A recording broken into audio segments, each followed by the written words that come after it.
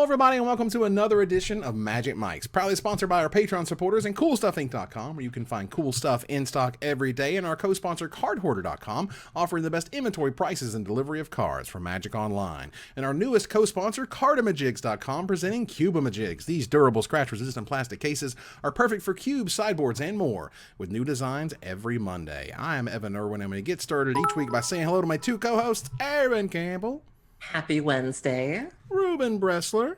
Oh, hi. Good to see you both. Hey. We are 1 week out from our exclusive preview. Oh my god. That's right. Now, hold on, I have to do math. 168 hours from now or something like that. Something like that. Now, they gave us something at the very end of the season, which means we're in Act 3, and you're going to want to tune in next week.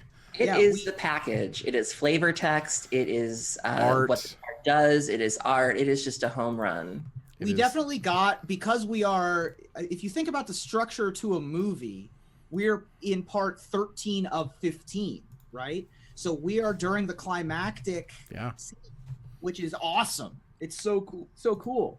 Yeah, it's really, really sweet. So make sure you show up for that. We also get started with our Trumpet Blast, which you can get one if you support us at our highest level on Patreon, if you would like to do that. We kick it off, of course, with the first pick and the giveaway. The giveaway's been up and running. Exclamation mark raffle gets you And in. it works. It works. The subs get 2 entries if you're a sub, if you have to subscribe to us. First pick, however, of course, being the War of the Spark previews. As they continue to roll on, they are very exciting. This set, and someone mentioned it on Reddit, were like the power level of War of the Spark. It does feel inordinately powerful. Yeah. I mean, part of it is there are so many comparative legends and planeswalkers. I think that's part of it. And people are notoriously bad at figuring out how playable planeswalkers are. So if you give us 30 of them, then it's going to be tough to gauge how good they are. Yeah. But even the non-planeswalker cards, these amass creatures feel really powerful. The removal feels much more pushed than normal. Lots of unique effects. Yeah, and just sort of layer on top of layer proliferates there, the amass thing. Almost none of these cards seem necessarily bad per se. Like even some of the commons seem pushed in their own way. The uncommons, again, just like I'm super impressed with stuff like Nissa's Triumph that showed up today. 2 green, you get 2 basic forests, but if you have Nissa, 2 green gets you 3 lands of any type that you want, which is insane in casual and could very well get there in constructed. And Commander. That card is bananas in Commander. Absolutely. So stuff like that, just kind of, I'm just like, wow, every day I'm like, I get to play with all of these cards in the same set. That seems fantastic. And we're getting to the good stuff. And we'll go ahead and pull up some of these previews. Erin, if you want to talk about your first and why. Oh my god. I mean, the first card that I'm excited about this week, it has to be Feather. I mean, Feather is one of those characters that we have been asking for almost a decade, where, you know, anytime there's even a hint of going back to Ravnica, it's like, Feather? Can we get Feather? Where's Feather? And people are like, there's no Feather. And like, that has just been the carrot on the stick that we've been teased with for so long. And there was some flavor text recently where Feather was mentioned. And so that got the dogs out again of Feather? Someone say Feather? Where's Feather? And then just they kind of snuck her out there and they're like, all right, here's Feather. And it was like, so and it was like, I was at work and I saw it and it was amazing. So Feather the Redeemed is 1 red and 2 white. She's a legendary creature angel, flying 3/4. Whenever you cast an instant or sorcery spell that targets a creature you control, exile that card instead of putting it into your graveyard as it resolves. If you do, return it to your hand at the beginning of the next end step. That is bananas. Crazy. I lived in a world, I grew up with Ice Age, y'all. Go look up what the flyers cost in that set, and it's just night and day. Even flyers from 5 years ago, you don't see stuff like this. And was there a buyout on Aurelia's Fury? Oh, snap! Did we just get there like 7 years too late? Oh, man! Well, first of all, no, we didn't get there 7 years too late. That card is still not good. There was also a buyout on Balduvian Rage that took place as a result of this card, which is X and a red uncommon from Cold Snap that target creature gets +X/+O till end of turn, but you also draw a card at the beginning of your next turn's upkeep. Nice. So you can't find those anywhere because drawing a card for a red mana is good. One thing that really stuck out about this card to me is they also released kind of that Solar Flare board wipe, which is the one where the creatures deal damage to each other equal to its power. You'll notice that both her and Aurelia have mismatched power and toughness, which means that they do not die to that effect. That's a neat little flavor thing of, you know, these Boros folks are not necessarily matching power and toughness, and that's really cool. Yeah, that was really, really sweet. And this card, again, also Sunforger saw a buyout. The you know, Sunforger is a great way to tutor up a card that you're going to get back. Obviously, the Aurelius Fury thing is, if anything, just kind of silly and more than likely just speculative, whatever. It's also adorable with Giga Drowse. Has an interesting interaction there. I mean, there's a lot of cool things you can do with Feather. Someone was talking about just being a 3/4 for 3, like. Someone was talking about this being, I know Sprankle has mentioned that she would like to get back into Magic cosplay, and somebody suggested that this would be a great cosplay for her to do that with, and I wholeheartedly agree. Like, if you want to come back to Magic and like kick back that door, you do it as Feather, and I think if anybody can do it, it would be her. Absolutely. For those of you who've been paying attention to the Broken Pact, I have Feather as like my big bad of the campaign so far, and the season finale for that is on Monday, so if you want to see big bad evil Feather, maybe get redeemed. I just want her to whoop the dog do out of Aurelia. I want her to take Aurelia by the shoulders and be like, "That's not what I meant." Like, I mean, Aurelia, threw her in jail or whatever, and she had to get Aurelia deposed her, but Feather was the guild leader, the second ever guild leader after Razia was killed in the first Parhelion incident. Yes. And Aurelia said, "Oh no. Based on #angel business, where we take care of whatever's inside of the angels, you know, no one else gets to know about it. But you had your wings bound for some reason, and as a result, you don't get to be guild leader. I'm taking over." Feather coming back with a vengeance. So absolutely, that would be. See how that develops. So, Erin, what other card would you like to focus on? So the next card I'm really excited about, I wasn't quite sure how to feel about this one. Tomik, Distinguished Advocist. So Tomik is 2 white, is a legendary creature, human advisor with flying, lands on the battlefield, and land cards in graveyards. Can't be the target of spells or abilities your opponents control. Your opponents can't play land cards from graveyard. So I technically shouldn't like this card, but I love the story behind this card. So this is basically Teysa's eyes and ears, because Teysa's been put in the tower by the Obsidian because she was naughty. She was trying to work with Tajik. And so Tomik was sort of her messenger that was doing a lot of work for her while she was in this tower. And so I love the background of this character, but those abilities do not make me happy. I mean, given everyone's lands hexproof, like basically lands, all the lands gain hexproof from your opponent. Can't Life from the Loam. And the stuff in the graveyard, which is amazing. Right. Life from the Loam is the interaction, but on the plus side, your Dakmor salvage can't get surgical extraction. Woo! I'm just thinking, you play Tomik, and then you're like, I guess I'll play this Wasteland, and I can use it, and you can't, so thanks. That's fair. Why does this card have flying? Good question. It doesn't even look like it has flying. No. It's just like a dude standing. I think that they put a bird in the art so that it's like, oh, there's a bird in the art. So the advocate, the lawyer person has flying. It still doesn't grok for me. Who hasn't wished they had a flying lawyer, you know? Just yeah. Justice flies on angry wings. All I gotta say is that Advocus thing just reminds me of Starkist, and I can't unsee it, and it's just a thing. That's I mean, Advocasts have been. There are other cards that have the word Advocist in the title. I mean, I would like to contribute to this, but I don't Advocist and tell. So wow. Well, I didn't mean to steal any thunder, but Erin, if you want to talk about Nissa's Triumph. No, it's fine, because you didn't even cover the good part. So Nissa's Triumph, just digging in here. So Nissa's Triumph was spoiled today by Nissa Cosplay, who is a fantastic cosplayer that we've been blessed with in the Magic community. And she got to spoil both Nissa's Triumph and the new Nissa Planeswalker as well. But if you look at this card, what really blew me away about this is she did a side-by-side. She posted a picture on her Twitter account of her as Nissa in that sort of profile pose next to Nissa's Triumph, and I couldn't tell which was which, because I don't know if she was the inspiration for the art or if she maybe had the art in advance and like did it, but it was accurate. And I was like, is that you? Like, I didn't know if that was her on the card. Like, she's an amazing cosplayer. It was such a good idea to get her to reveal these. I can't wait to see what she does next. And the card is amazing. And what a lot of people don't notice, and I didn't even catch it right away, the second part, it's any lands. Yeah. It's not just forest. You could get the Tron lands if you wanted to. You could get a Wasteland. You could get a Bajuga Bog if you wanted to. I mean, that second part, read that again, because that is real.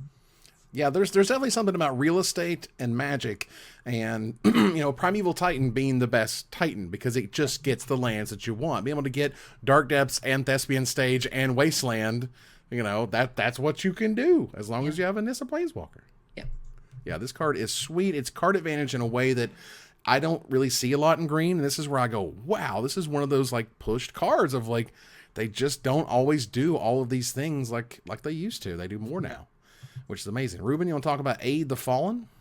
Yeah, so Aid the Fallen is a common I decided to talk about because it is a piece of the color pie that actually hasn't been specifically defined yet, which is the ability to return planeswalkers from graveyards to their owner's hand.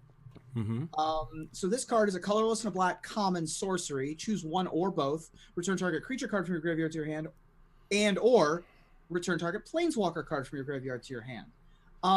Really interesting. One of, if not the, I think this might be the second common ever to have the word planeswalker printed on it.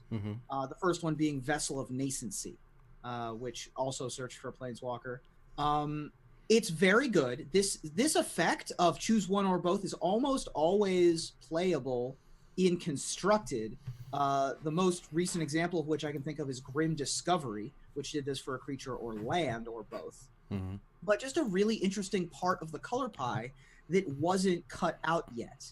Also was previewed by a friend of mine named Lady Danger, who was Aurelia at TwitchCon last year and is a fellow Dungeons & Dragons streamer and lots of other stuff. Nice. Well, we come, of course, to the name of the show. That's right. As we're getting a little cray-cray up in here with a boar god even. Jesus. Right. Tell us about it. This card, boy does this card make me happy. Piggy. Ilharg the Raze-Boar has been referenced on flavor texts and in lore for a long time. This is the end raise.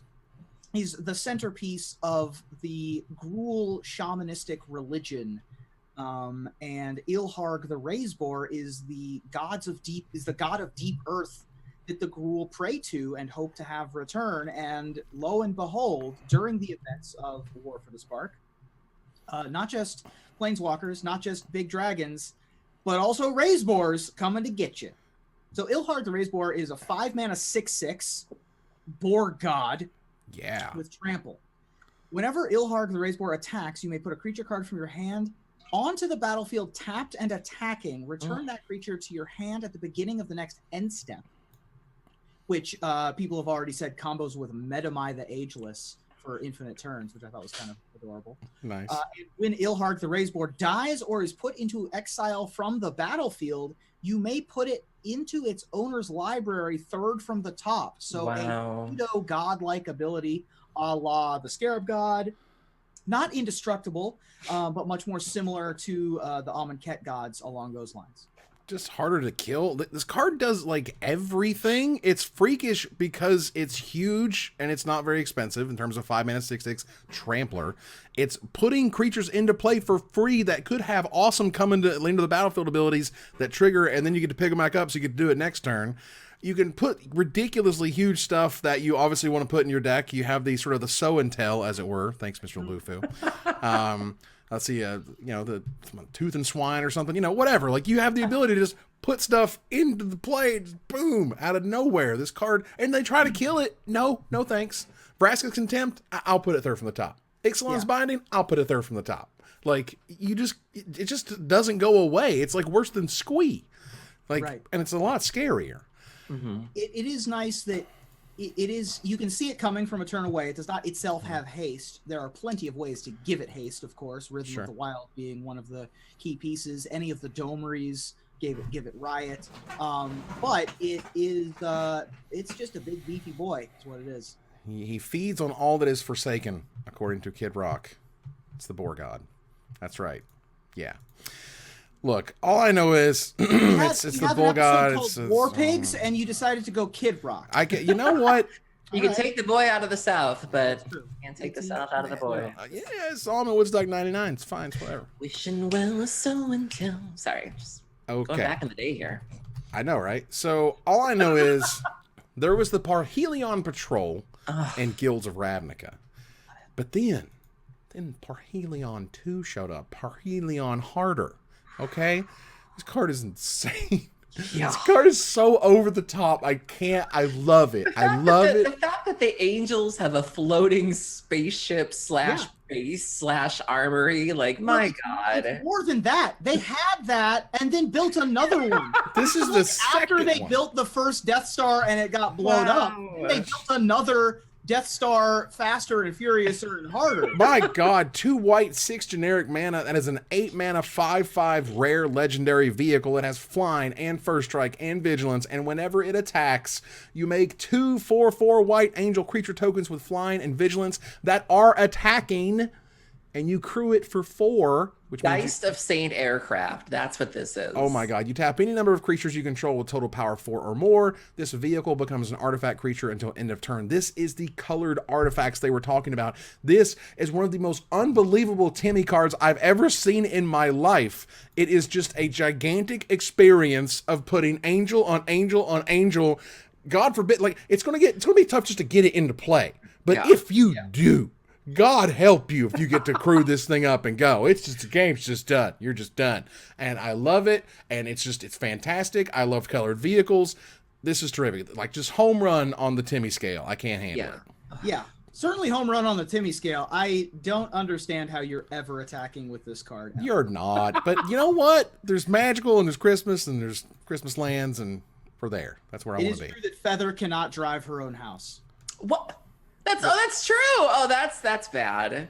Aurelia can't either unless you Aurelia can. Well, she'll trigger, right? Right. You have to beef her up a little bit, but Right. You trigger her at the start of combat, and then you tap her to crew, and then you can attack, which is But fine. also, four elves in a trench coat can crew it, so that's okay. I'm just imagining Saffron Olive at the wheel, like, hello, everybody. Well, the next card I wanted to talk about was Dovin, the new Dovin. And it is such a control card. It is unbelievable. It is such a control card. They put control in the name. Yep. Dovin, Hand of Control, is an Azorius mana and 2 generic mana. So a blue or a white and 2. So 3 mana for a 5 loyalty. Legendary Planeswalker Dovin is an uncommon. It has a static ability and 1 Planeswalker ability.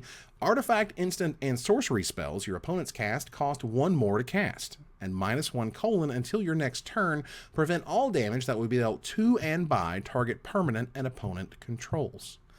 This card is like... Really interesting card. I don't like to necessarily say scary. I'd rather say exciting in some ways, but like, this is so control-y. This is literally the exact thing that you would want as the deck that says, please just leave me alone. Because even if you don't like activate it, it's just messing with your opponent the whole time. And so they're like, fine, here's a Lyra. And you're like, okay, well, Lyra's going to be taken care of for 5 turns, which might as well be a million before I find something to kill it and then say go. And then, oh, I got Karn's Bastion, so I'll just proliferate and pop that thing back up 1, and we're back to where we started. Right. Like, Dovin is like so oppressive, it freaks me out. Like, this is the type of card that, as excited as we are about the Boar God, it's just as exciting for the control players to see this thing, because it's exactly what they want, whereas on the other side, that's exactly the Boar God I want. Well, it also deals with the Boar God and his unique clauses, where it's like you can't exile it and you can't just outright kill it, so you have to either counter it or you have to do this sort of Dovin, kind of Kiora bubble kind of thing, and so it plays really well with how you have to deal with that card. Yeah, I was just really impressed. I was like, this is an uncommon. It messes with them constantly. Yeah. My God. I also really like how, So this set is really bizarre, right? Like it's not a Ravnica set per se. It's not a multicolored set per se. It's a lot is what it is. And the individual cards don't have necessarily a cohesive picture if you don't know the story already. It's a lot. It's like watching an Avengers movie. You know, if you walk into Endgame and have never seen an Avengers movie, you're gonna have no idea who the Raccoon is. So there's a lot going on here, but you have a lot of individual cards that reference individual things, and if you know the little individual things, then it's really flavorful and really fun. Dreadhorde Twins, for example, references the Jackal folk from Amonkhet in that they're always twins. Ilhard the Raze-Boar, as we referenced earlier, is the boar god, which you don't necessarily need to know the full lore behind, but if you do, then it's a lot more satisfying, rewarding for you, and all the planeswalkers that have all their individual backstories and all that kind of stuff. So it's an odd set. I honestly don't know how to take it in many ways. Of like, you know, is it all about the planeswalkers? Should I be focused on that as if they're quality, then the set's quality? Is it about, well, all of these things are going to mesh in terms of standard playability? Is it going to make standard very exciting? Is it a great limited set? I don't know, because the power level seems absolutely through the roof. And maybe that helps all of those things. I guess we'll see. But look, back in the original OG Ravnica, there was one card that I was just completely nuts over, and it just like the lore and the look and the feel and the fact that it made a Voja token, and then they brought him back, and now Tolsimir has another card, and let me tell you, it is some hot fire. Now, if you see Tolsimir Wolfblood, it's cool, but it's like Ravnica in 2004 cool, whereas like, or 2006 or whatever cool, whereas Tolsimir Friend to Wolves is 2019 cool. Tolsimir Friend to Wolves is a white, 2 green, and 2. So that's 5 mana total for a 3/3 rare legendary elf scout. When he enters the battlefield, you create Voja, Friend to Wolves, a legendary Friend 3. to elves. I'm sorry, Friend to Elves, you're right. Voja, Friend to Elves, a legendary 3/3 green and white wolf creature token. Whenever a wolf enters the battlefield under your control, you gain 3 life, and that creature fights up to 1 target creature you don't control. So 5 mana, 6 power, 6 toughness over 2 bodies, and one of the 3/3s is going to fight something and gain you life. And that Voja, Friend to Elves token, whoa. If you look really carefully, you can see eternal dust in Voja's fur. Like you can see like little specks of the blue Lazotep. Like Voja's eaten very well. Like Voja, you see Tolsimir smashing in some Eternals. Voja's getting some too. Like that's a really neat little detail on there. Taking a bite out of crime. I like that. Nice. It's really nice. Yeah, the Voja token was always one that was on the Mike Linneman list of tokens that they haven't printed that they need to print now. And now we have the 3/3 Voja, which is nice. This reminds me a lot of Thragtusk, a 5 mana creature across a bunch of bodies that has a little bit of a life gain effect. Just a really impressive card. Yeah, this card is very, very powerful. That said, it's time to move on to Gather the Townsfolk. Of course, we have a whole set review for that for the rest of the War of the Spark cards that we will be filming here in a few weeks. And I got to drop some really cool info about the set review that you can find out if you tune into the pre-show. Oh my god, it's gonna be amazing. It's gonna be sweet. There's an upgrade in there if you want to hear about it. $5 a month to get all the pre-show content, and it is not safe for work. So nuts. It is. We're talking 18 and up, please. DG Young Mage, you're a fantastic man, but let's stay away from that for a while. All right. The Mythic Invitational Debrief showed up on MTGEsports.com, where they basically went over, hey, the viewership was nuts. They hit a peak of 157K of people tuning in on Finals Day. So many people. For a Magic event, it's insane. Now, I do want to note something, and it's not really been addressed by Wizards, and I wouldn't expect them to, but as a viewer, the reason that it peaked at 157 during the not finals was because after the semifinals match, before the second round of semifinals or whatever, Savich had to like take a break or something, and then they're like doing this weird time filler stuff, and then before it's over, they're giving away oversized cards to like rock paper scissors contests, and it killed like 40,000 viewers went away. Yeah. So the show ended at a far lower total than it actually got up to at one point. So this was kind of buried in the lead there. I just clicked on that MTG Esports article, and in addition to the statistic that you mentioned of 157, there were over 8.1 million views of Magic content on Twitch that weekend. So that's including this event, that's including everybody who was streaming. Think about that. Like, wow. Like, whew. Yeah, and I mean they did note that Duo Standard is not going to didn't pull all the levers. I think what's his name wrote an article about that. Coyote, Moose. Are you just saying like animals?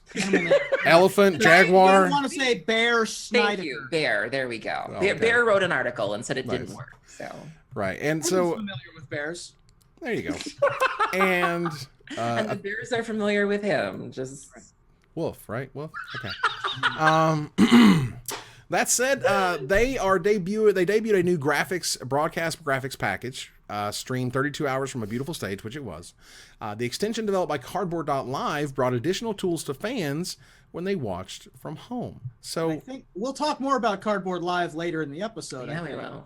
yeah, it's going to get weird, but we'll talk about that in just a minute. The point is, they said, hey, we used this technology and it was great. On-air talent was fantastic. You know, they got rid of BDM, so they had to get a Brian, a David, and a Marshall. But they filled out. It's fine. They did, yeah. You know, they did a great job. We talked about that last week.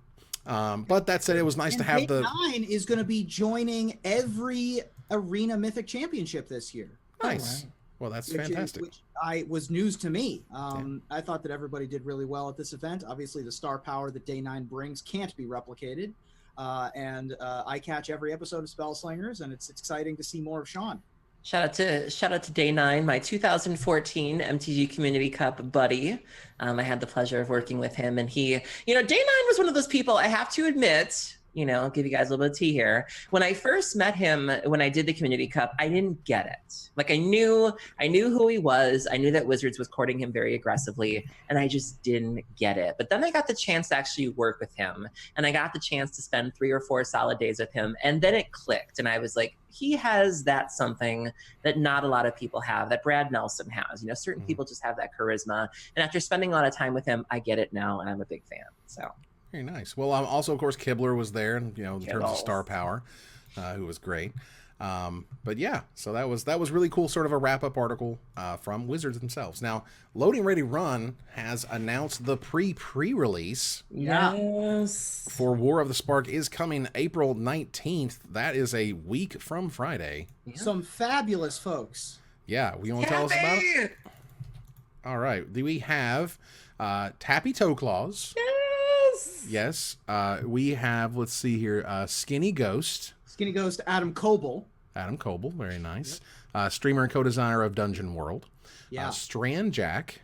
That's Dennis Stanjack. That's the marketing director of CFB Events. I've met him. He's a cool dude. Formerly of the Windmill Slam. He used to do some game shows. Lovely man. Millionaires. Yep. And principal magic product designer Mark Heggan, I believe is the way to say that. Of course, along with Graham, Kathleen Cameron, and Adam from LRR. It's going to be a really, really good time. Tappy has had an amazing year. I'm so glad that people are, you know, kind of cluing into, you know, what she's capable of and that they're enjoying hanging out with her. She's local. We've actually hung out before. I am lucky enough to consider her a friend. She's super talented. She's super hardworking. And I hope that she, you know, kills it. I think she's going to have a really, really good time. Very nice. I'm very excited for all of the folks there. Tappy, of course, is an all-star in the cosplay and content creation community, whom I got to know better as the Joyra, who is the captain on the board The Weatherlight live at Vegas last year, and ever since has just been killing it as, you know, Twitter's official Magic Dinosaur. For those of you who are less familiar with Adam Coble, he is also a content creator in Dungeons and Dragons, which is why I know of Adam. Is the dungeon master of, I think, 3 shows right now, including a show called Jace Valerian Must Die. Oh, geez. On the official Magic or on the official D&D channel, which is a fantastic premise for a show. It's a bunch of these people that are not pleased with Jace and are trying to figure out how to take him down. Oh, man. And it's really funny.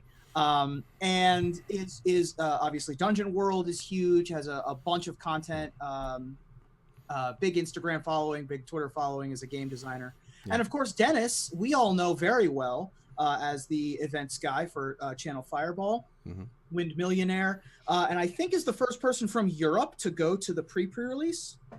That's pretty cool. Very exciting as well. All I know about Mark Heggan is he doesn't have a Twitter, so it's very difficult to know anything about Mark Heggan. Mystery there. But he's a member of research and development, so I'm excited to see him. Should be fun.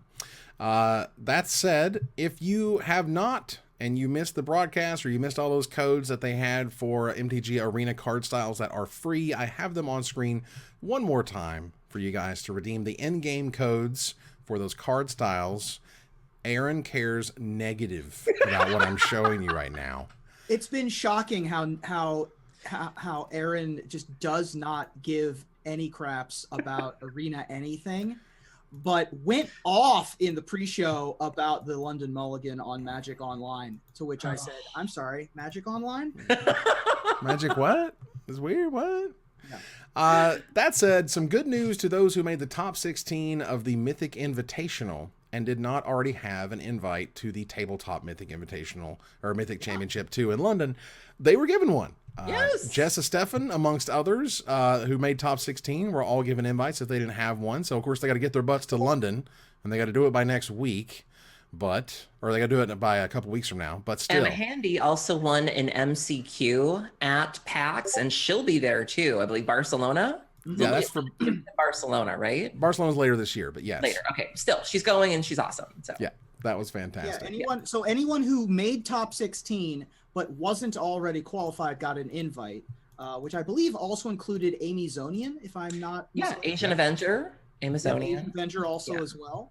Nice. And then there was also another thing that I saw tweeted about that's another arena tournament that Amy Zonian was tweeting. Yeah, it's coming up soon. So are we talking about that one?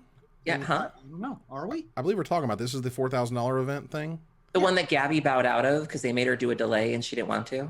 I guess. Is that what that is? So. I have no idea. Well, all I saw, I don't actually know what that's about. But yeah, so evidently Gabby was supposed to participate in the tournament, assuming that we're talking about the same one, but they were going to make her stream with a 3-minute delay, and she felt that delays are not as entertaining, and so she politely bowed out of the tournament. Okay. So. Well, that's Seems cool. Fine. That said, it's really fun when we get a story like the next one.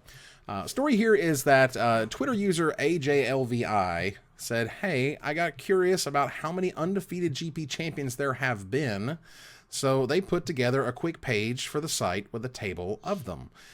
There have been 20 that they are aware of, and it's really interesting to see, of course, right on top, John Finkel, who did it in 1998 for GP Boston. Wow. But again, there's only 20 in the history of Magic the Gathering, and it's cool to see, like, Kenji Samura's in there, Tomohiro Saito's in there. Of course, Reed Duke, GP Nashville 2012. Reed Duke? Yeah. No. Nelson did it, GP Omaha. That was awesome. And Ely Cassis, the most recent GP Oakland. I love Ely. Yeah, he is good people. List. Yeah. Just an odd type of thing, and just a cool thing to note that, like, there's only so many people who can do that and have done that.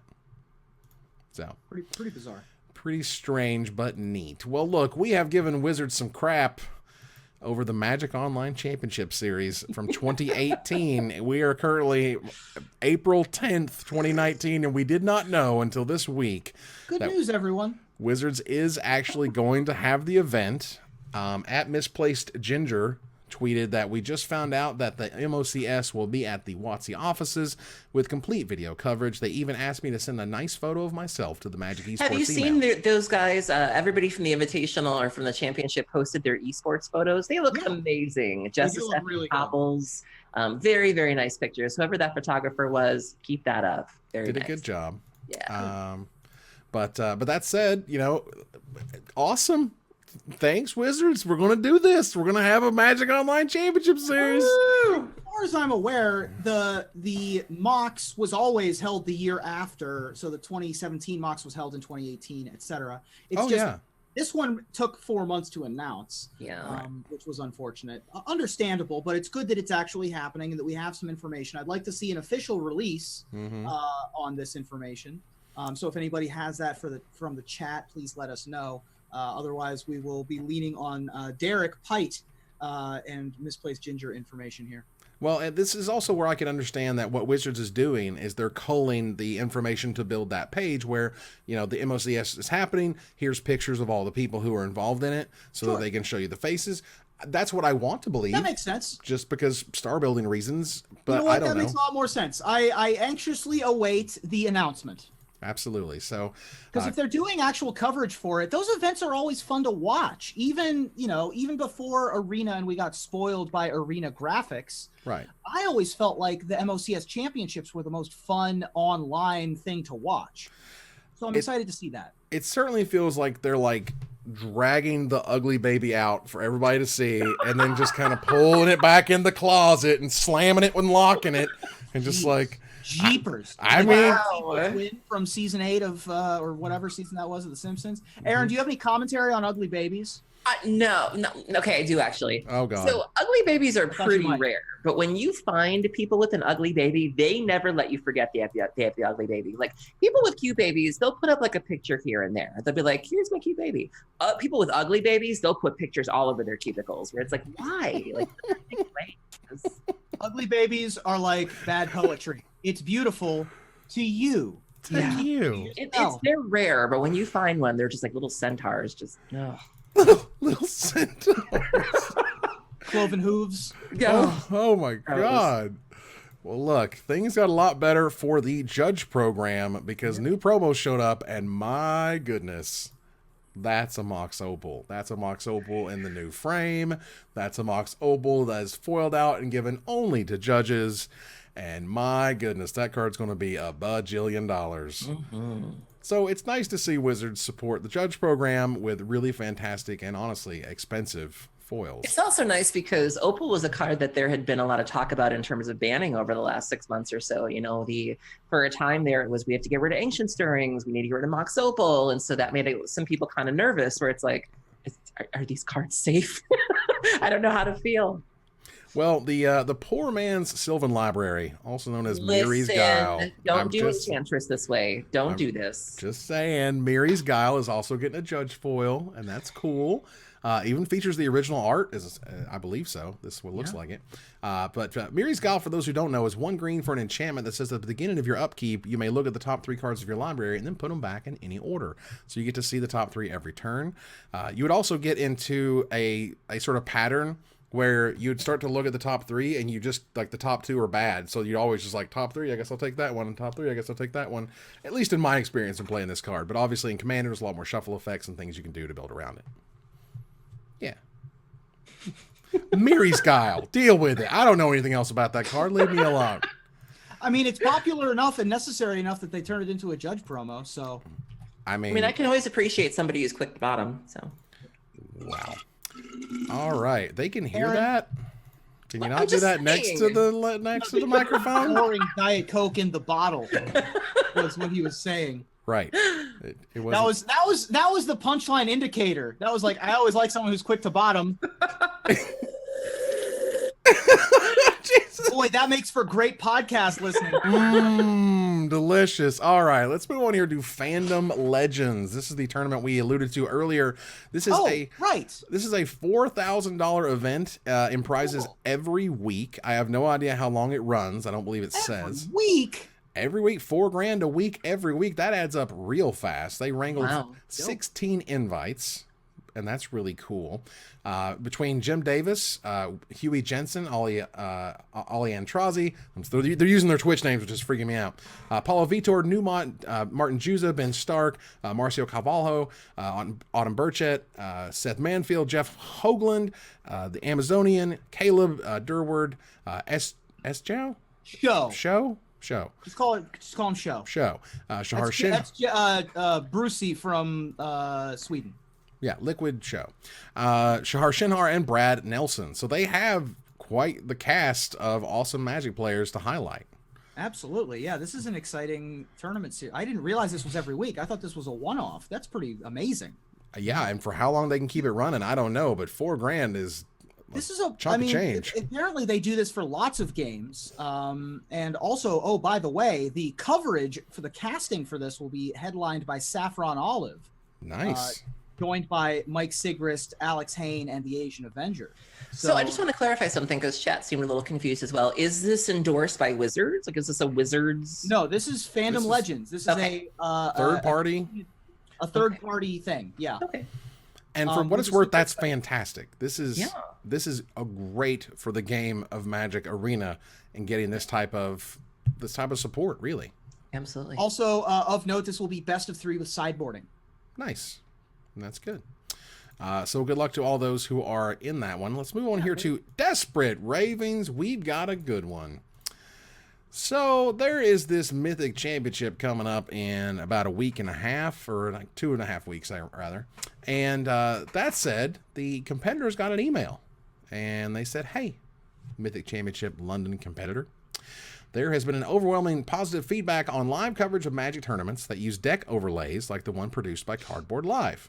Basically, they have decided that all players, not just feature match players, will have access to their opponent's modern deck list before playing each round. As a result, the following will be true for modern deck lists at MC London.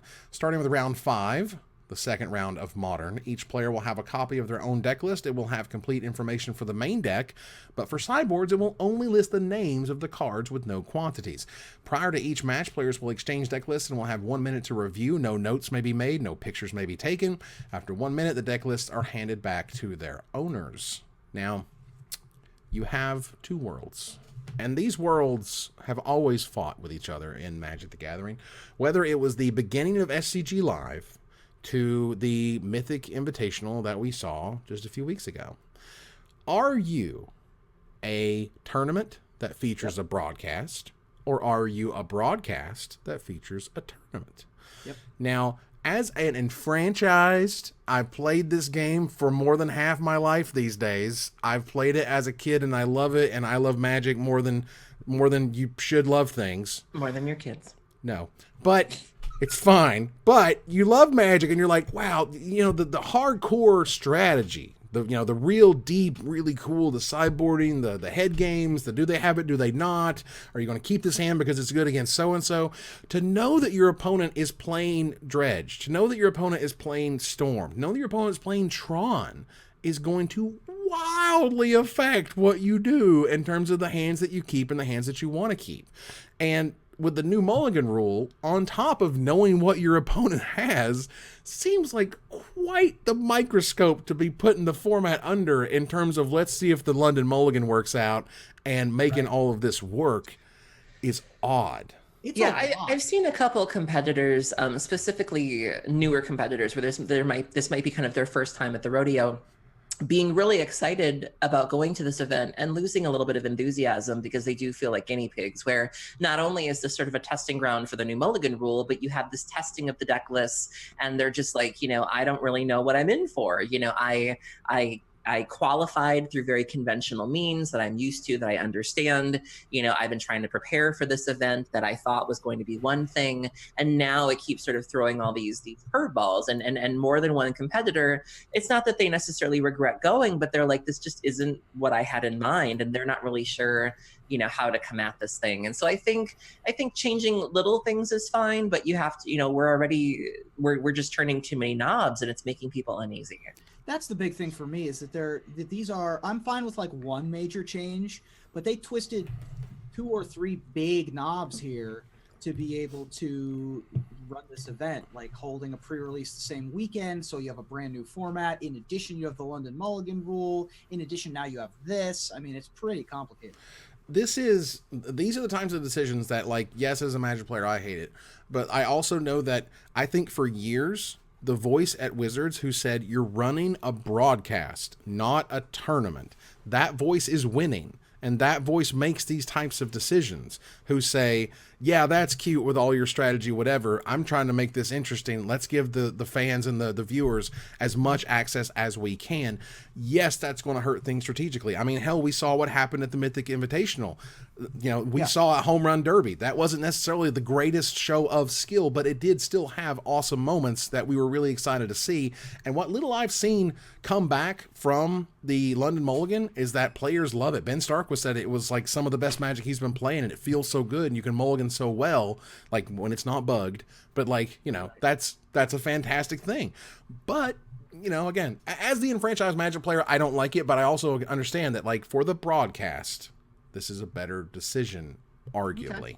Okay. Yeah.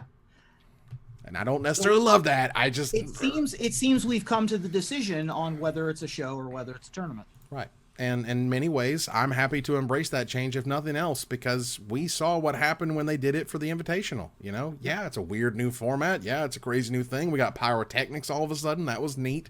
And it worked out. So, like, let's go down this road. Obviously, we're super skeptical as the enfranchised players, but yeah, it it's could work. change. Who knows? Right. That said, Erin, you've got a chance to play with that London Mulligan, haven't you? Oh my God. So the London Mulligan is here. It is on Magic Online. I raced home to be able to play a couple of games today, and it felt amazing. It is not without its flaws, though. There are a couple of bugs. The rollout itself was a little bumpy. I believe the Magic Online Twitter account said that it was being rolled out in phases and that you wouldn't necessarily know whether or not you had the normal Mulligan or the London. So that was a thing that some people were a little confused about. And now that it's out, there's at least two prominent bugs that I'm aware of. The first bug has to do with if you undo a mull to 5, it restarts the game. So that's a bit of an issue.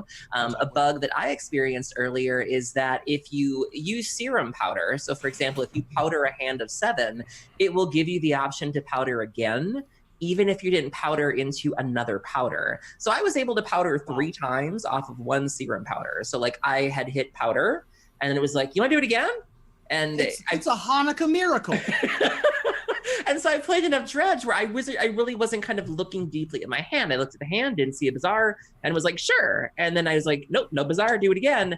And then my opponent was like, hey, look at your exile pile. And I look and I'm like, oh, it was like, I only had 1 powder. I was like, oh my God. And so, yeah. So depending on how you look at it, I sent them a little tweet and I was like, not that I mind, but just so you know, your powder's busted, but apparently they're looking into it. But I haven't heard anything really bad about it. The feedback that I'm seeing indicates that it's fine. It's not the end of the world. Obviously, we need more time, but I'm really looking forward to spending a lot more time this weekend on this deck and other ones that I'm interested in. And it just, so far, it just feels so good. Right. Absolutely. And I'm interested in the feedback from all the different types of players. The 3 of us sitting here on this show, when we choose to play Magic, fall into 3 distinct categories.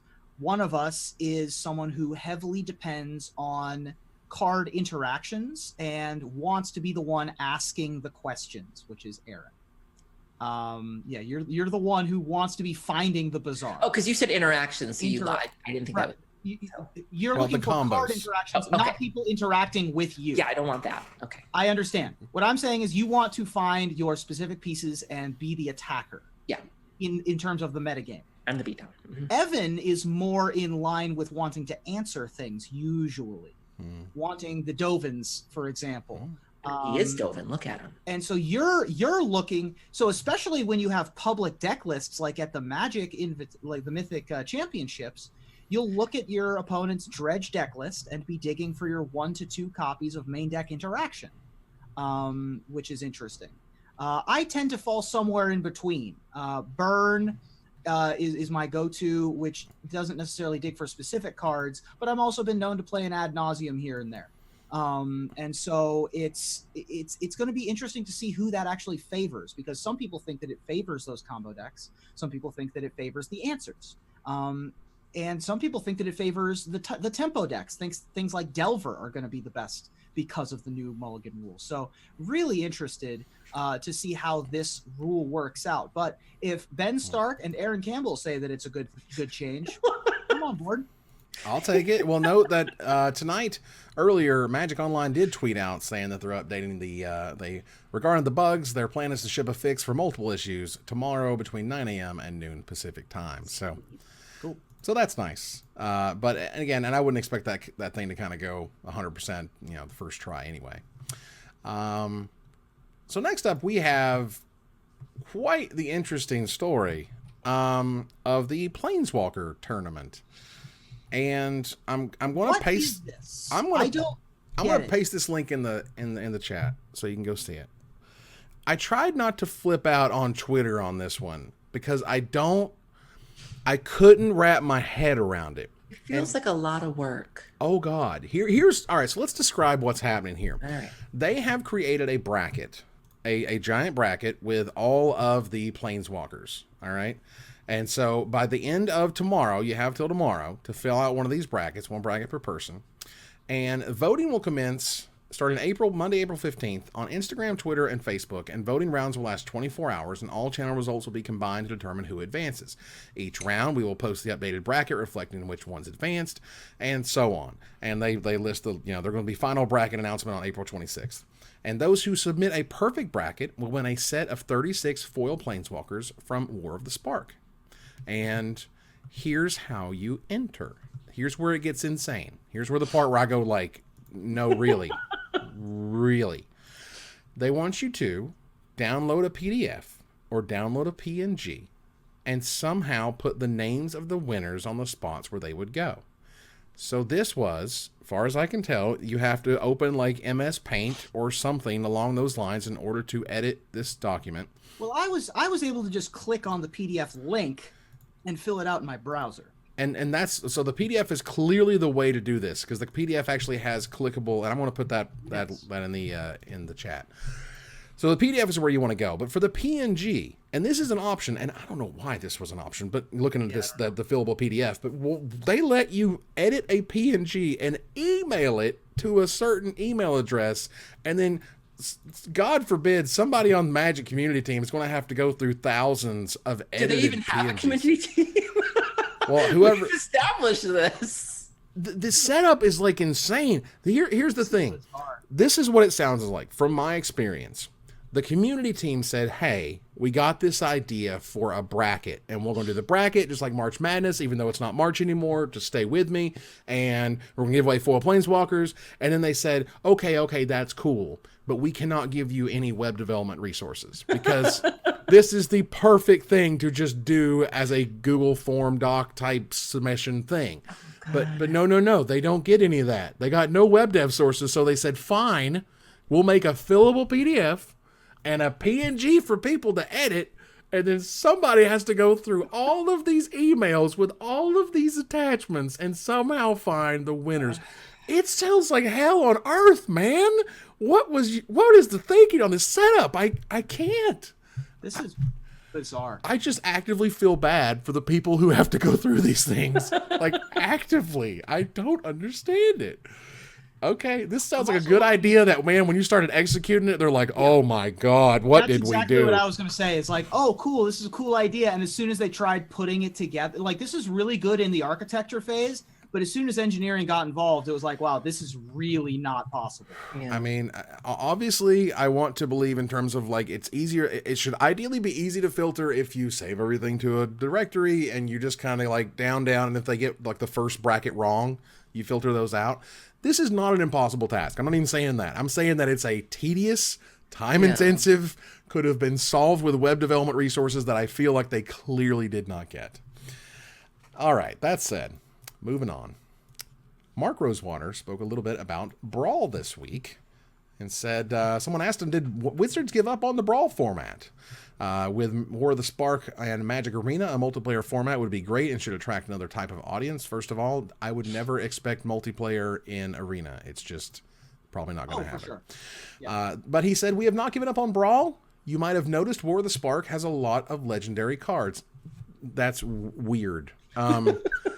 What you basically said was, we haven't given up on Brawl. We may do Magic cards. And I'm like, that doesn't make sense. Like, you just supported Vintage as much as you supported Brawl. And I don't understand that. That's odd to me. Really? That's how you're supporting Brawl, guys? I don't know about that line. I want to go on the record and say I love Brawl. I think the format is so much fun. I hope that it continues and is a thing. But if you're a format that was invented by Wizards of the Coast Research and Development, and your answer to "Are you supporting Brawl?" is "We printed new Magic cards," you're gonna have to try a little harder than that. You got to work with me here, man. You got to give me a little something. We made new cards that go in that format. Is just not the answer we were looking for. Are we going to talk about that? I don't think it's on the show notes, though, but Pharmacist Judge brings up a really good point. Brawl lets you pick a Planeswalker as a commander, right. And boy, let me tell you, that was a hot topic this last week because Sheldon Menery, I believe, came out on the record and said that there are no plans to have Planeswalkers be commanders, and people had some thoughts as to whether or not this was acceptable, and I did not expect so many people to feel as passionately about this topic as they did.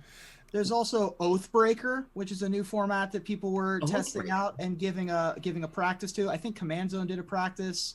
Loading Ready Run did a stream of it. Oathbreaker is you choose any Planeswalker and put it in your command zone, and then put any instant or sorcery spell that has a color identity that could be played in that deck in your command zone as well.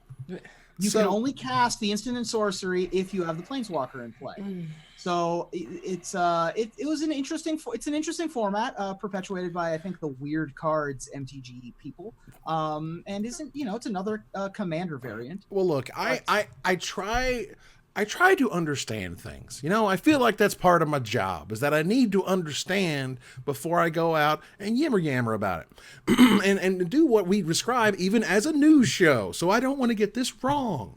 So I said, excuse me, on Twitter, I said I don't play Commander, because I don't. But I just wanted to get this straight. There was no testing of Planeswalkers as commanders before they made a decision not to. The general just from the rules committee, along with vague fear, uncertainty, and doubt about how bad it would make everything. And they don't want to test it for any period of time. You're telling me you let cards that make me put my head on the table the whole time for a month, but I can't play with these Planeswalkers for a month as commanders. That's just a bridge too far. And then, of course, you got the people like, Evan, you've got it right to start with. You don't play Commander. And I'm like, I get it, dude. That's why I'm asking the questions, man. I just want to know, dude. Just tell me what I don't know. And as far as I can tell... it's not like they tested uncards before that month. So testing Planeswalkers in celebration of War of the Spark, in much the same way they celebrated Unstable coming out, makes sense. You don't really have to test it if you just unleash it on the world for a month, I guess. I don't know. It does seem a little strange. I'm sure they have their reasons. I'm sure. I'm not on the rules committee. I'm not an EDH scientist. So, Right. And I mean, the casual players at Cool Stuff Inc., where, I can interact with them and ask them, people who play Commander week in, week out, they're like, Planeswalkers are bad in Commander. And I'm like, they are.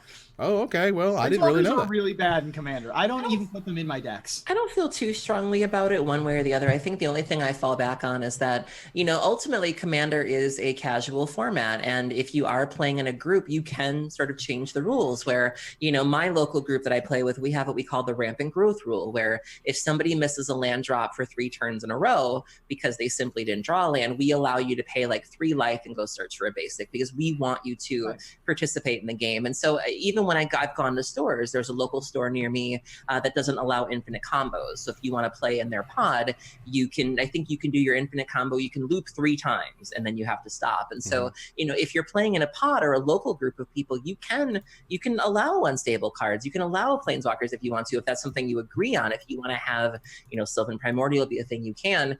Obviously it's a little complicated if you go to an SDG and you play the Commander pod, but that's the nice thing about the format is you can make your own rules if you're playing, in the right venue or with the right people.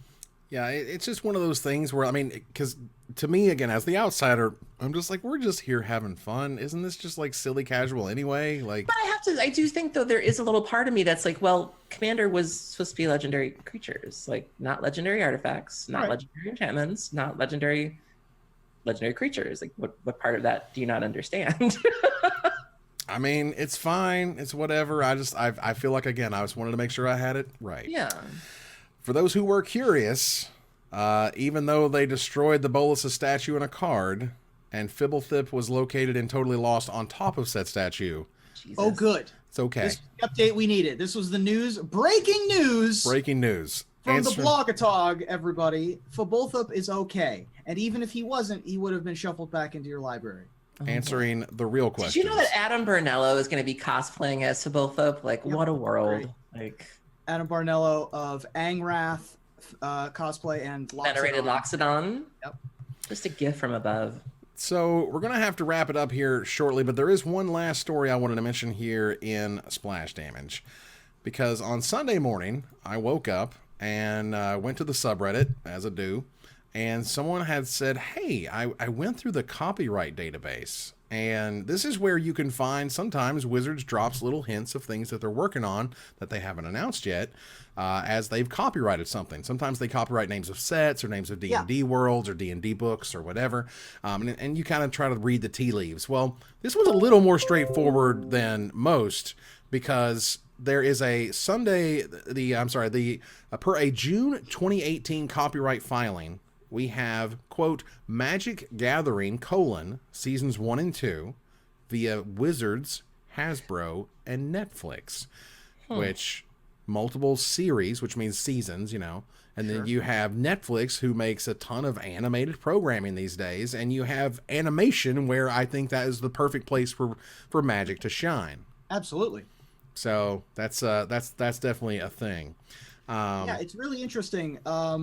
I think that there is a lot of money to be made in the Magic the Gathering IP. Hasbro, of course, is well known for not developing their own IPs and instead making money off of other companies and buying them, which is what they do with Magic the Gathering, and they have for 20 years. Their willingness to make movies out of Transformers and Battleship and Monopoly and a theme park based off of their properties, and their inability to make any media based on Magic the Gathering thus far has been a little bit surprising. The fact that Magic is more popular than ever, the fact that it is, sort of coming into a different era in terms of how the stories are told, with Jace as the Mickey Mouse and that kind of story arc, means that this is a place in the development of the story where they are finally willing to try to branch out. I never thought that Magic made much sense as a movie franchise. Right. Then again, I never thought that the Harry Potter series made much as a movie franchise, yet here we are. But it makes much more sense as a television show, particularly on Netflix, where you have, Yuri on Ice and all of these other kinds of places, things where unusual animated television can find a home. And so hopefully that is what this is a Magic the Gathering animated series. I think that sounds really cool. I mean, if you can't imagine, let's imagine that it existed, right? Let's say we had season 1 that just came out, or maybe it comes out like, a few days before the end of spoiler season for War of the Spark. The whole season of that animated series is about the War of the Spark story and telling it as we've seen it on the cards. You just see it in the animated show more fully fleshed out. So that way you kind of have this huge push of lore and animated series. So there's entertainment around the release, and there's all this excitement that you build to a crescendo thanks to doing things like this. And it makes sense, like Pokemon did this with a card game paralleling a TV show. I think it makes a lot of sense to do it after War of the Spark, which is overly complicated. It's the end game, so we just we start again. Right, and so Marvel Cinematic Universe 2, like the reboot, you do that with Magic. You have this reboot of the story that's going to happen later in the year, I assume. Right. So we have to touch on one last story. Can't really let this one go without mentioning it. Yu-Gi-Oh! Has updated their rules. You try to do the D&D selfie thing to separate yourself from the stereotype, and yet they have a policy update, and they now have a hygiene section. They say, what changed? Well, this is a new section requiring all persons attending a tournament to be clean and wear clean clothing. What does this mean? It means if your clothing is excessively dirty or bad, if you or your clothing is excessively dirty or bad smelling, you can be penalized. Penalized how? I don't know. Make you go and buy some Dio, make you go home and wash, make you go stand in the corner. I got nothing in terms of how you would enforce this, what the levels are. It was like, was that stank at a 10? Or we were like, is that like a 2 stank? Was it like you had to be close?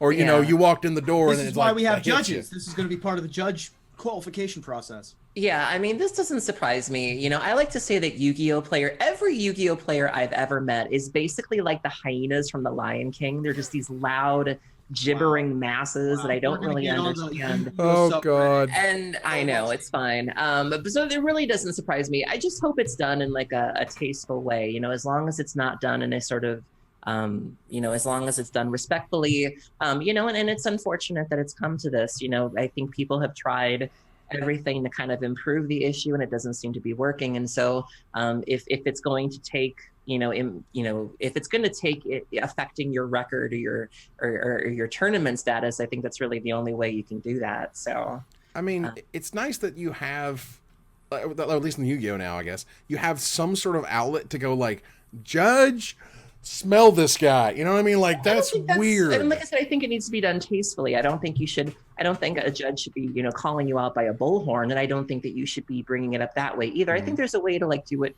you know, respectfully, and as long as it's handled that way, I don't have a problem with it. But I feel like this issue in particular tends to bring out a lot of people who handle it very poorly, almost to the extent of like shaming or like, right. You know, there's this saying that there's a difference between shade and a read, and it's very easy to read people in this situation when you can just be cool about it. Right. The level of sort of respect that you want to have in this regard, like kind of pull them aside type of thing, maybe kind of say to you, so-and-so. Like, and it sucks because there's no good way to tell somebody that they smell. There's literally no good way. It's always uncomfortable. It's always weird, and it sucks, and that's a thing. And someone noted in the chat here that they know the person at Konami who pushed for this. Oh, wow. And they say she's been pushing for this for years. Sure. And for what it's worth, a good policy change. Like, I'm making fun of the situation that necessitated this change, not the change itself. Smart decision. Wizards of the Coast should do this too. Yeah. In fact, everywhere that human beings are forced to sit next to each other in confined spaces should be doing this. Yeah, I mean, I've said it before, you know, when I go to tournaments, I always, if you're a grinder of any kind, do you know what is your best friend? Go to the travel aisle of your local pharmacy, your local Target, what have you. There is a trove of things there that you can fit in your mesh bag, in your backpack. I always pick up a little travel deodorant. I always carry that with me everywhere I go. I bring a pack of wipes with me. I have my little Neutrogena face wipe, so in case I get a little dewy or something. Honestly, the travel aisle is your best friend. You can get a little mouthwash, anything you need, like in between rounds. I raid that section wherever I go, and so that's the best place to pick up things like that. Yeah, it's again, it's tough, and it's hard to quantify, again, you know, levels of whatever, and it starts to get sort of comedic at that point, and then it's hard to get, you know, just kind of serious about, like, if we're trying to actually put this quantifiable in the rules, what does it mean? You getting game losses? You know what I mean? You getting game, like, match losses? I don't know. You know, obviously, I think, as I understand it, based on what the chat was saying, is that it's very much up to the TO discretion, which is understandable because, again, everything has levels. But what those levels are and what triggers those, we'll have to find out. Can I tell you the bane of my existence real quickly? Like, I'm not really a big stickler for hygiene necessarily, but there was a while there where I kept running into tobacco chewers. Ooh. And more importantly, so like they would do their thing and then they would like, and the Diet Coke bottle, and the bottle's clear, and then they would like, it's the worst. And they keep it right there, and my eyes would just be like, I'm gonna draw for turn. Even 1800s cowboys had the decency to use a spittoon that was at least with this, my lovely card hoarder water bottle by our sponsor, you can't see through this. So if you put something in here, I don't have to look at it, but like they would spit in it, and it would just be like sliding down the wall. Ugh, I can't. There was a period of time where I didn't want to shake hands during tournaments. I still, to this day, between every round, I go to the bathroom and wash my face and hands. Really? I touch my face a lot. I touch cards a lot. I shake opponents' hands. I don't know where they've been. You deal with a lot of stuff, and it's gross. Wow. All right, well, let's go ahead. A little bit of the OCD, not a ton, but you know, I like staying clean. So sure. Well, I may not look it, but I like staying clean. Nice. He keeps it a mystery how clean he's up in here. All right, let's do a giveaway. Let's do a happy, fun, no stankin' giveaway. The winner for the $50 CoolStuffInc.com gift certificate is... I know you like to thank your don't stank. Sorry. Oh, no. Cassidy. What happened? Oh, it picked two. Stop that. All right, so the first winner, the winner has been removed. That won from whatever. Cat Calliope. Cat Calliope is the winner. Calliope, Evan. Cat Calliope. Oh my lord. Calliope. You're from the south? Calliope. What's a Calliope? You've never heard the name Calliope? No. Wow. The god of war? I'm this uncultured, just country bump, y'all. It's a Calliope. He probably thinks Calliope is a movie you do on a skateboard. Like, come watch your sister do a Calliope. Like the muse who presided over eloquence and epic poetry, from what I understand. Okay, well, either way, will the winner please contact Erin via... Yeah, congratulations, Cantaloupe. Well done. Cantaloupeness. Catableepus. Contact Erin. Catableepus is a nice one. Moderators on subreddit. Hit her up on Twitter if she hasn't blocked you already. She probably has. That's okay. Congratulations, Cowabunga. And they just resubbed for 3 months. Oh my god! You got a chance to pronounce their name correctly. Oh Excellent. god! Calliope. Okay. Wow. Calliope. Thank you, Mystic Quesadilla, for resubscribing. I'm recovering, man. I'm recovering. All right, Carrie added. Congrats. There we go. All right, so let's go ahead and get to our thanks. We thank our subs and our resubs along with our bit givers. Let's see here. Nito or Neto 360 resub for 8 months. Thank you very much. Shame MTG resub for 3 months. Let's get our spark on, they say. Arcane Lore resub for 10 months in a row. 10 months and the show just keeps getting better, they say. That's pretty nice. Thank you. Let's see. Crazy Zooskiman has subscribed. Did I butcher it? I butchered it. If you don't have a Twitch username, just put 3 consonants in a row and see how Evan handles it. It was just playing the flirt. So much swearing, they said. Yeah. Oh my goodness. Jeeps J22. I'm a grown man. Has subscribed. Thank you so much. Crimson Anima resub for 10 months, almost a year, they say. Thank you so much. Cat. What is it? Calliope. Calliope. Jeepers. Not Calliope. We love you and we thank you for your resub for 3 months. Ruben, tell us about the bits. Do I have to? Yep, you have to. This guy. I didn't pick a voice ahead of time, so we're just going to speed through them this time because we're reaching the end of the show anyway. Mr. Lubufu, thank you for the 5 bits. T.S. Saliok, 50 bits. Sexy Soy, 50 bits. Frankensteiner and House of Shadow, both going with the 69 bits. Very nice. Double nice. Martin Kesa, 100 bits. Smill Cows, 300 bits. Ooh. And Eternally Tribal, thank you so much. 1,000 bits. Much appreciated, everybody. We really appreciate all of the stuff that you give to us.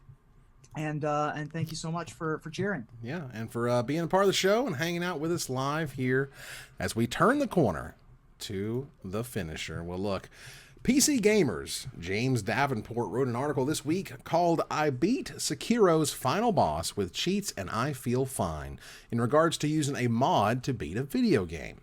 But that's not the story here, folks. No, the story here is one particularly salty response on Twitter to the article that quickly became a viral sensation. Quote, "You cheated not only the game, but yourself.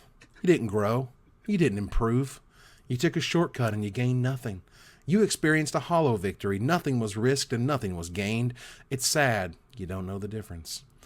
This amazing new block of text immediately took off, spawning references on all subjects from speedrunning to easy mode to life hacks and more. But it has yet to branch into magic until now. So let's hop on the viral bandwagon and tell me what kind of shortcuts would send you into a similar tweet tizzy, Erin? Bad sideboard plans. Listen, I've railed against people who slot in a surgical extraction or 2 against Dredge and call it a day. That just ain't gonna do it, Henny. So to them, I say you cheated not only the metagame, but yourself. You didn't learn, you didn't improve. You took a sideboard guide you found on Jerry's Twitter and you gained nothing. Nothing was risked and nothing was gained. It's sad that you don't know the difference. And as a result of not knowing how to sideboard versus stretch, the victory you've experienced was a hollow one. Nice. Or like 3 hollow ones. Yeah. Ruben? People who spoil cards. Oh, It's the worst. It's clickbaity. It's selfish. It's rude to the people who receive them. So to those people, I say, you cheated not only the fans, but yourself. You didn't grow. You didn't improve. You took a scrubbed website code and a grainy photograph and gained nothing. You experienced a hollow retweet. Everything was risked and nothing was officially previewed. And spoiler alert, it's sad you don't know the difference. it's true.